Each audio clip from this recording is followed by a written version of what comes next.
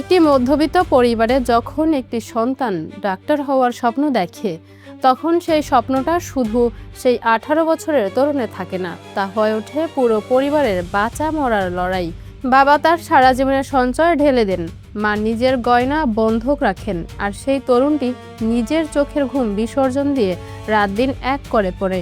কিন্তু চিন্তা করুন তো, বছরের পর বছর এই হাড়ভাঙা পরিশ্রমের পর যখন কোনো শিক্ষার্থী জানতে পারে কোটি টাকায় বিক্রি হয়ে গেছে তার স্বপ্নের প্রশ্নপত্র, তখন সে দেখে তার টেবিলের ঘাম ঝরানো পড়াশোনাকে হেলায় হারিয়ে দিয়েছে কাঁচা টাকার গরম। তখন সেই তরুণের মনে কি চলে? ভারতের লাখ লাখ মেডিকেল শিক্ষার্থীর জীবনের গল্পটা আজ ঠিক এমনই নির্মম। আর এই ট্র্যাজেডির শেষ পরিণতি, পরপর বেশ কয়েকজন উদীয়মান তরুণের আত্মহত্যার খবর। আজ প্রশ্ন তুলতেই হচ্ছে, এই আত্মহত্যার মিছিলে প্রকৃত দায় কার? নিট ভারতের সবচেয়ে বড় ও কঠিন মেডিকেল প্রবেশিকা পরীক্ষা। 20 লক্ষাধিক শিক্ষার্থী এই একটিমাত্র পরীক্ষার জন্য নিজেদের জীবন বাজি রাখে। হাজার হাজার পরিবার তাদের শেষ সম্বলটুকু তুলে দেয় বড় বড় কোচিং সেন্টারের হাতে, এই আশায় যে তাদের সন্তান হয়তো একদিন দেশের সেবা করবে, ডাক্তার হবে।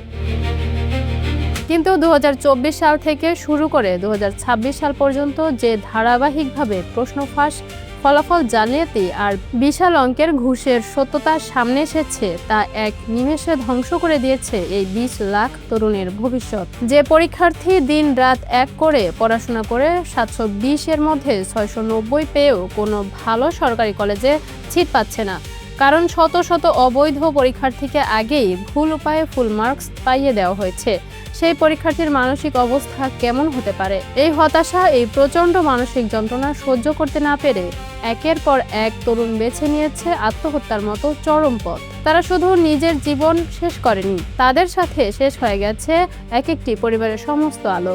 আমরা প্রায় বলি মানসিক চাপ সামলাতে না পেরে আত্মহত্যা করেছে, কিন্তু এটি কি সত্যি শুধু মানসিক চাপের ঘটনা, নাকি এটি পুরো প্রশাসনিক ব্যবস্থার দ্বারা ঘটানো প্রাতিষ্ঠানিক হত্যা?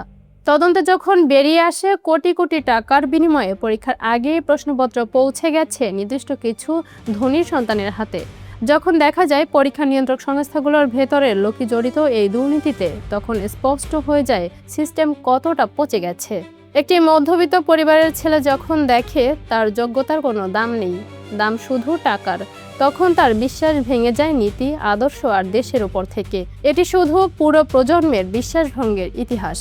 কতটা অসহায় বোধ করলে একজন তরুণ একটা চিঠি লিখে যায়, বাবা মা আমাকে ক্ষমা করো, আমি তোমাদের স্বপ্ন পূরণ করতে পারলাম না, এই সিস্টেমের সাথে আমি পেরে উঠলাম না। পড়াশোনায় তো কোনো ঘাটতি ছিল না, তবে কেন তাকে এসব লিখে বিদায় নিতে হলো? আজ ভারতের রাজপথে শুধু শিক্ষার্থীরা দাঁড়িয়ে নেই, সন্তান হারানো বাবা মায়েরা তাদের সন্তানের ছবি বুকে জড়িয়ে ধরে কাঁদছেন।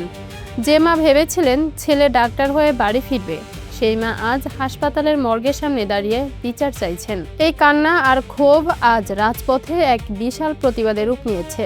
রাজপথে নামা হাজার হাজার অভিভাবক ও তরুণরা জিজ্ঞেস করছেন, প্রশ্নফাঁস চক্রের মাস্টারমাইন্ডরা কেন বারবার অধরা থেকে যায়? কোটি টাকার কোচিং মাফিয়া বা দুর্নীতিবাজ কর্মকর্তাদের পেছনে কার হাত রয়েছে?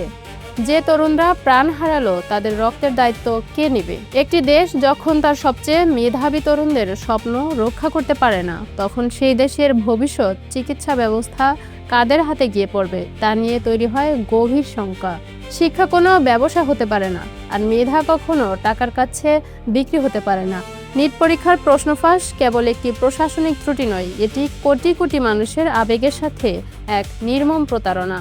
যদি আজ বিচার না হয়, যদি এই দুর্নীতিবাজদের উপড়ে ফেলা না যায়, তবে রাজপথের এই চোখের জল আর হাহাকার কাল হয়তো পুরো দেশের ভিত্তি নড়িয়ে দেবে। যে তরুণদের হাতে থাকার কথা ছিল স্টেথোস্কোপ, তাদের আজ কেন প্ল্যাকার্ড হাতে রাজপথে নামতে হলো?